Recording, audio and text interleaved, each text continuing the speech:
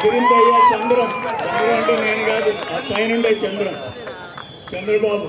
మన బిడ్డ జగనన్న వైనాట్ 175 అన్నాడు. పాపం ఓన్లీ 11, మధ్యలో 5 ఎగిరిపోయింది. 151లో 5 ఎగిరిపోయింది. ఆ తట్టు 1, ఈ తట్టు 1, 11 నిలబడింది. ఇంకా ఘోరమైన ఇక్కడున్నాడు కోటు దొంగ. నాకు 11 అన్నాడు, లేచిపోయినాయి 11. జిల్లా స్వీప్. ఇంకో మాట చెప్పేదే, పోయినసారి 2019లో 10 సీట్లలో వాళ్ళకి 2,80,000 వస్తే మనకి 10 సీట్లు వచ్చి 2,80,000 చిల్లర వచ్చింది. అది తెలుగుదేశం గడ్డ, నెల్లూరు జిల్లా తెలుగుదేశం అడ్డ. మరి కార్యకర్తలు ప్రాణాలు ఇచ్చారు. మేము వచ్చాం ఇక్కడికి గాంధీకి చెప్తామని వచ్చాం. ఒక మహానాయకుడు, దేశంలో గుర్తింపు ఉండే నాయకుడు, మర్చలేని నాయకుడు చంద్రబాబు నాయుడు గారిని రాజమండ్రి జైల్లో పెడితే గాంధీకి చెప్తామని వచ్చాం. ఇక్కడికి చెప్పుకున్నా, అక్కడి నుంచి ప్రశాంతంగా వచ్చాం. ఇట్టే మాట్లాడాం. 13 మంది కేసు పెట్టారు. నా మీద, శ్రీధర్ రెడ్డి మీద, అజిత్ భాయ్ మీద, రామకృష్ణ మీద, అనవరామ్ నాయుడు మీద, అందరి మీద క్రిమినల్ కేసు కోటరెడ్డి సేన మీద పెట్టారు. అది మొత్తం సేన మీద 64 అంట, నాకు మీద 18 అంట, లోకేష్ బాబు మీద 23 అంట. ఏంది క్రిమినల్ కేసులు? ఏమిందనే రామకృష్ణ పాపం ఏదో తరిమి హత్య చేపినంట. అది కూడా కురుగుంట రామకృష్ణ మీద కేసు. ఈ అరాచకాలన్నీ చూసాం. ఆ రోజు నేను ఇక్కడ బాబు గారిని ఎక్కడ అరెస్ట్ చేశారంటే ఇంటి దగ్గర హౌస్ అరెస్ట్. బాబు గారిని నెక్స్ట్ డే విజయవాడ కోర్టులో ఉన్నాడంటే అక్కడ 1 town police station. Next day పూణేకి పోయినాం. డిజైన్ టెక్ చైర్మన్ కన్విల్కర్ చేత స్టేట్మెంట్ ఇప్పించాం. అదిరిపోయింది, వాళ్ళకి పీఠం కదిలిపోయింది. అక్కడి నుంచి రాజమండ్రికి పోయినాం. అక్కడి నుంచి ఆదిశంకర కాలేజీలో స్కిల్ డెవలప్మెంట్ సెంటర్ అంటే ఏందో, సిమెంట్స్ కంపెనీ అంటే ఏందో, బాబు గారి కృషి ఏంటో, 2,30,000 స్కిల్ డెవలప్మెంట్ ట్రైనింగ్ అంటే ఏందో, 75,000 మందికి ఉద్యోగాలు అంటే ఏందో సినిమా చూపించాం. ఆదిశంకర కాలేజీలో వదిలిపెట్టలే, అన్నీ చేశాం. అయ్యా ఈ జిల్లాలో నేను కడప, రాజంపేట 2 పార్లమెంట్లు చూస్తా.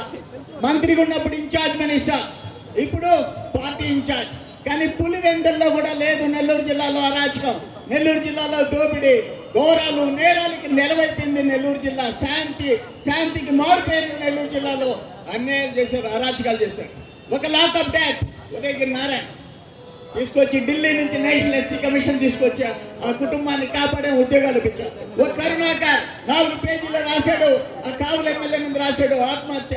తీసుకొచ్చి ఎస్సీ కమిషన్ చేత ఆయన భార్యకు ఉద్యోగాలు ఇచ్చి ఆ కుటుంబాన్ని కాపాడాడు.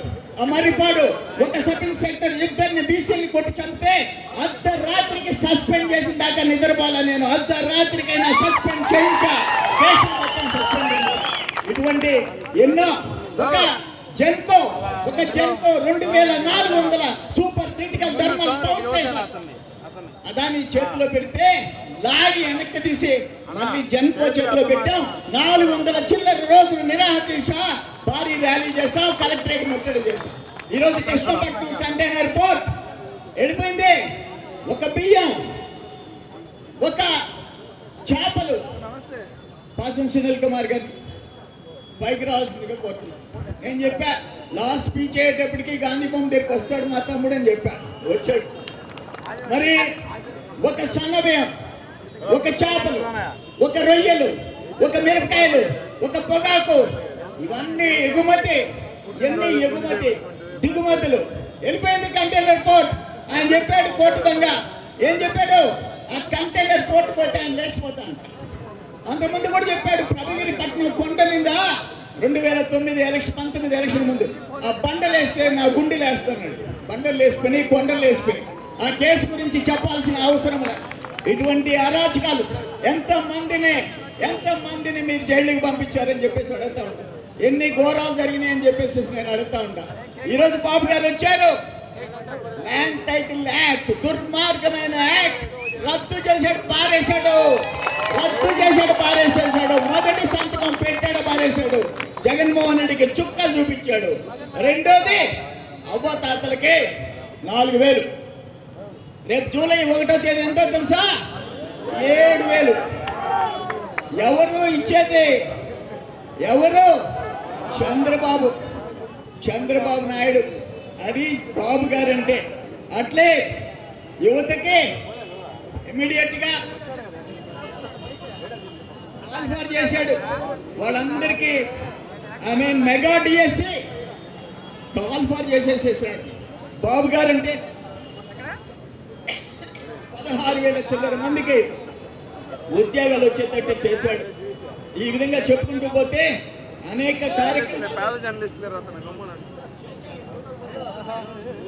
మరి అందుకే ఈరోజు మహాత్మా గాంధీకి థ్యాంక్స్ చెప్పడానికి వచ్చాం. ఎందుకంటే మన మొర ఆలకించాడు. బాబు గారిని జైల్లో పెట్టిన రోజే వాళ్ళకి చివరి గడియలు స్టార్ట్ అయిపోయినాయి. ఈరోజు జిల్లాలో 10కి 10 వచ్చింది. మరొకసారి చెప్తున్నా, 2,80,000 లాస్ట్ టైం 10 సీట్లకు వాళ్ళకి మెజారిటీ వస్తే ఈరోజు 10 సీట్లకు 2,80,000 చిల్లర వచ్చింది.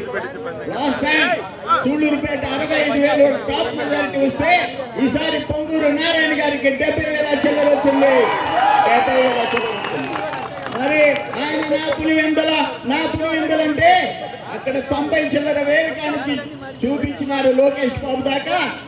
ఇప్పుడు ఇటువంటి మెజారిటీలు చరిత్రలో రాలే. ఇప్పటికి ఆంధ్రప్రదేశ్, ఉమ్మడి ఆంధ్రప్రదేశ్ లో కూడా స్వాతంత్రం వచ్చిన తర్వాత ఇంత పెద్ద మెజారిటీ ఎప్పుడు రాలే.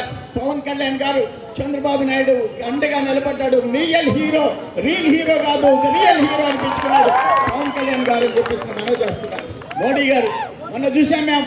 ఆ ప్రమాణ స్వీకారం రోజు ఒక ప్రధానమంత్రి, 3వసారి ప్రమాణ స్వీకారం చేసిన ప్రధానమంత్రి బాబు గారిని హత్తుకుని కళ్ళకి నీళ్లు పెట్టుకుంటే నిజంగా కదిలిపోయింది. అంటే ఏంటో బాబు గారు ఏంటో ఈరోజు గల్లీ నుంచి ఢిల్లీ దాకా తెలిసే పరిస్థితి ఆంధ్రప్రదేశ్ ప్రజలు కల్పించారని చెప్పేసి నేను మనవి చేసుకుంటున్నా. మన మీద చాలా బాధ్యతలు ఉన్నాయి. ఫస్ట్ సోమశిల డ్యామ్ కాపాడుకోవాల్సిన బాధ్యత మన మీద ఉంది. 2 సంవత్సరాలు వరదలు వస్తే అది దెబ్బతింటే, ఆ కట్ట దెబ్బతింటే 94 కోట్లు టెండర్ పిలిచి 20 కోట్లు పనిచేసి కాంట్రాక్టర్ వెళ్ళిపోతే గాలికి వదిలేసిన మంత్రులు. ఎవరైనా ఇన్ఛార్జ్ మంత్రి అరగంట అంబటి డ్యాన్సులు అయితే వేస్తాడు కానీ ఏడుకొచ్చి సోమశిల ప్రాజెక్ట్ 78 టీఎంసీలు ఏదైనా ముప్పు జరిగితే లక్షల మంది ప్రాణాలకు ముప్పు కల్పించే సోమశిల డ్యామ్ ఆప్రాన్ దెబ్బతింటే దాన్ని మరమ్మతు చేసే దిక్కులేని వ్యవసాయ మంత్రి, ఒక ఇరిగేషన్ మంత్రి దేనికని చెప్పేసి అడుగుతా ఉన్నారు. అందుకే ప్రజలు గుణపాఠం చెప్పారు. నేను మీ అందరికీ మనవి చేస్తున్నా, నారాయణ గారు ఉన్నారు.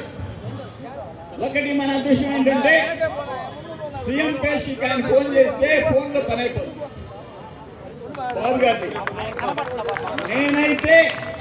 నేనైతే పోతా.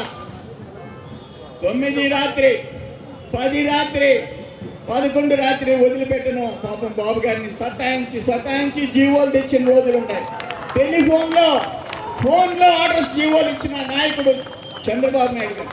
నేను వెళ్ళి ఆ కోడూరికి, ఆ ప్రాంతం కరువు వచ్చేసి బోర్లు ఫెయిల్ అయిపోతే వాటర్ ట్రాన్స్పోర్ట్ అంటే నిమ్మ చెట్లకి, చీని చెట్లకి, మామిడి చెట్లకి బాబు గారికి ఫోన్లో ఎక్స్ప్లెయిన్ చేస్తే 2 నిమిషాలు 80% సబ్సిడీ జీవో ఇచ్చిన మహానాయకుడు చంద్రబాబు నాయుడు గారు అని చెప్పేసి మనం చేస్తున్నాం.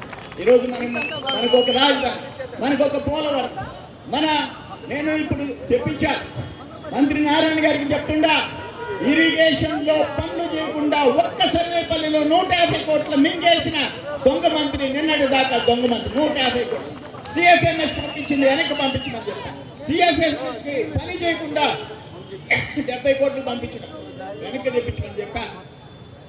ఒక్కసారి ఇమీడియట్ గా ఇరిగేషన్ R&B సమీక్ష చేయాల్సిన అవసరం నారాయణ గారు మీద ఉంది. మేమందరూ ఉంటాం, తాట తీస్తాం, తోలు పెరుగుతాం. ఎవరైతే తోలంటే ఆ తోలు కాదు,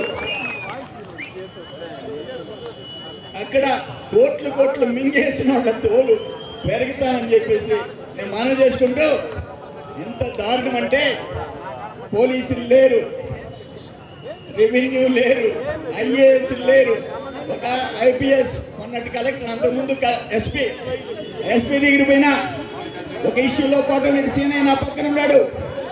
కోపం వచ్చింది, అతను నిమ్మకి నీరు నెట్టినట్టు సైలెంట్. ఒక సీరియస్ ఇష్యూ నేను చెప్తుంటే పైకి లేచా, నువ్వేం చేయబడలే, మాకు నీ భుజం మీద ఉండే ఐపీఎస్ పిల్ల ప్రతిష్ట కాపాడుకో చాలు అని చెప్పేసి లేచి వచ్చాను.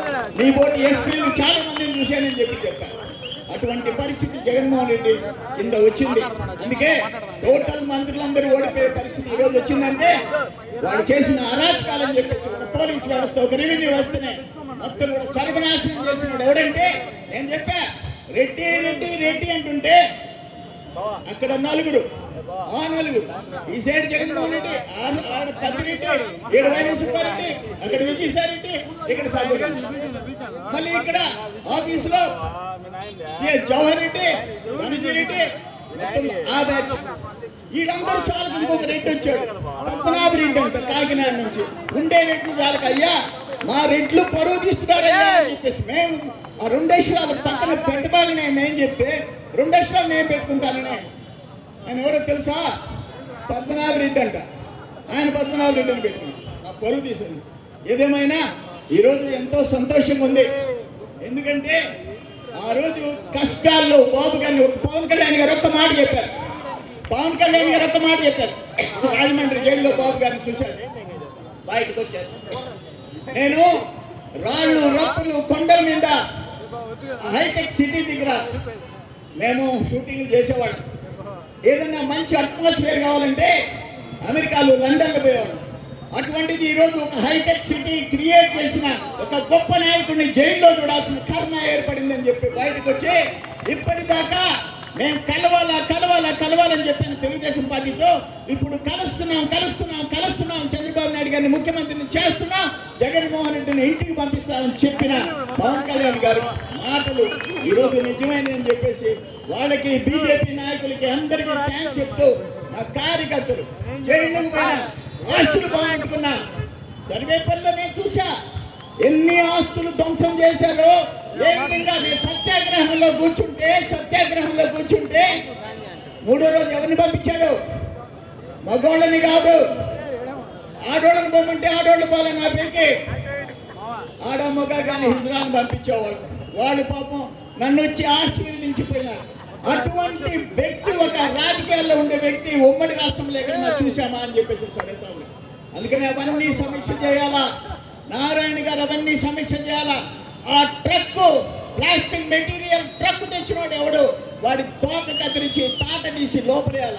ఆ దోచుకున్న 100,000 కోట్లు పార్టీలో సిలికాలో దోచుకున్నాడు ఎవడో బొక్కలో వేయాలి. వదిలిపెట్టే ప్రసక్తి. ప్రజల ఆస్తి ఒక పక్కన కూటికి లేకుండా, కట్టుకునే బట్ట కూడా లేకుండా గిరిజనులు, పేదోళ్ళు బాధపడుతుంటే, ఇంకో పక్కన కోట్లు 100 కోట్లు 1000 కోట్లు సిగ్గులేని నాయకులు ఈ 5 సంవత్సరాలు ఆంధ్రప్రదేశ్కి, అరాచక ఆంధ్రప్రదేశ్గా పేరు తెచ్చిన వాళ్ళ తాట తీయాలని ముఖ్యమంత్రి గారి దగ్గర కూర్చుంటాం, నారాయణ గారి దగ్గర కూర్చుంటాం.